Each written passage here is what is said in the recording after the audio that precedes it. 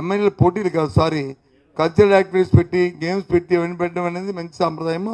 అందులో ఎవరికి ఏ విధమైన అభిప్రాయం అనేది మేము కూడా సపోర్ట్ చేస్తాం, మా మనుషులు కూడా పార్టిసిపేట్ చేస్తాం. కానీ సంస్కృత కార్యక్రమాల్లో ఏదైతే వాళ్ళు పైశాచిక ఆనందం పొంది కింద నుంచి నవ్వులు కేరింతలు కొడుతున్నారో, ఇంకోళ్ళ గురించి మాట్లాడుతున్నప్పుడు అది అభ్యంతరకరం. అది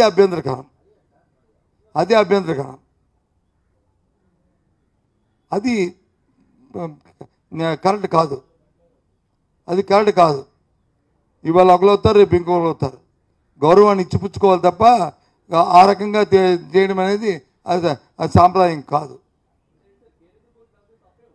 ఏం కేరిందుకూడదు? ఏమని నిన్ను బ్రదర్ని వచ్చి ఇష్టం వచ్చినట్టు చుమ్మెట్టి కేరిందు కొడితే అది తప్పు కాదు.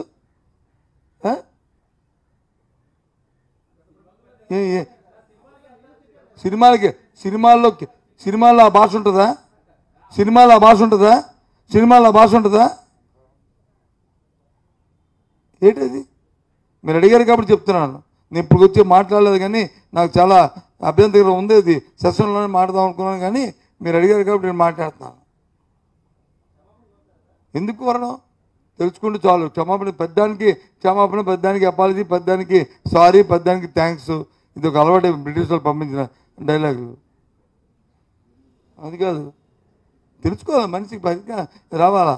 మనం నాయకత్వం వహిస్తున్నప్పుడు చూసినప్పుడు ప్లీజ్ స్టాప్ అని అంటే ఎంతో గౌరవం పెరుగుతుంది మనకి.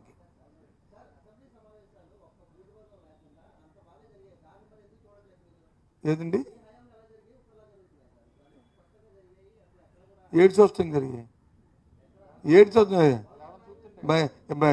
స్వస్థమంటే ఏడు జరిగాయి నాకు అర్థం. స్వస్థమంటే ఏంటి? ఎక్కడ నువ్వు మీ అందరూ ఒకే పార్టీలో ఉన్నారు కాబట్టి తిట్టుకోవడం లేదు. లేకపోతే ఇంకోళ్ళు ఉంటే అప్పుడు తిట్టుకొచ్చే ఎలా తిట్టేవారు తెలుస్తుంది. అక్కడ అది కాదండి, సాంప్రదాయంగా కౌన్సిల్లోనే భాష మారుతుంటుంటే మేము రిక్వెస్ట్ చేసి అభ్యంతరం పెట్టి మేము అబ్జెక్ట్ చేస్తే ఆపారు కదా.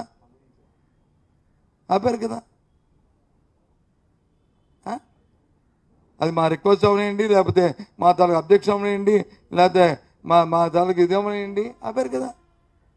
అది అవసరం.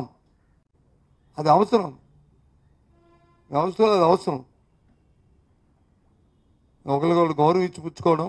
ఎందుకంటే శాసనసభలో కానీ, శాసనమండలిలో కానీ, పార్లమెంట్లో కానీ, రాజ్యసభలో కానీ, లోక్సభలో కానీ, రాజ్యసభలో కానీ ఎవరికి వ్యక్తిగతమైన దేశాలు, వ్యక్తిగతమైన ఇవి ఉండవు. అందరూ కూడా ప్రజల కోసమే పోరాడుతుంటారు. ప్రజా శ్రేయస్సు కోసమే వచ్చిన వ్యక్తులు కాబట్టి ఆయా సంస్థల మీద వాళ్ళ విధానాల ద్వారా ఆ పార్టీ విధానాలు చెప్తారు. అంతేగాని వ్యక్తిగతంగా దూషించుకోవడం అనేది సాంప్రదాయం కాదు. అది ఎవరు చేసినప్పటికీ కూడా అది తప్పే. ఓకేనా? మళ్ళీ మేము అవమానం చేస్తున్నాను. రైతుల పట్ల ఈ ప్రభుత్వానికి చిత్తశుద్ధి లేదు. రైతుకి ఏ అంశంలో కూడా గిట్టుబాటు ధర రావట్లేదు. రైతులు ఇవాళ చాలా ఇబ్బంది పడుతున్నారు. అది ఏమి దురదృష్టమో కానీ ఎప్పుడు తెలుగుదేశం పార్టీ అధికారంలోకి వచ్చిన రైతులకి ఇదే పరిస్థితులు ఉంటున్నాయి. ఇది చాలా శోచనీయం.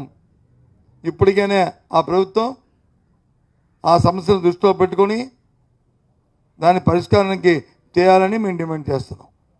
ఓకే.